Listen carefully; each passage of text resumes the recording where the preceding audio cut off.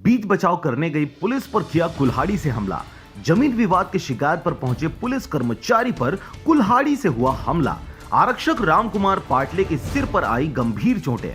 मामले में बिल्हा पुलिस ने 3 आरोपियों को किया गिरफ्तार। खबर है बिलासपुर जिला के बिल्हा क्षेत्र का, जहां पर जिले में अपराधियों के हौसले बुलंद होते नजर आ रहे हैं। बदमाश आए दिन घटना को अंजाम दे रहे हैं, उन्हें पुलिस की कार्रवाई का बिल्कुल भी डर नहीं दिख रहा। आपको बता दें कि ये वाकया तब स्पष्ट हुआ जब बिल्हा पुलिस एक जमीन विवाद की शिकायत पर पत्थर खान गांव पहुंची हुई थी, जहां पर आपस में झगड़ रहे लोगों को समझाने में पुलिस का एक आरक्षक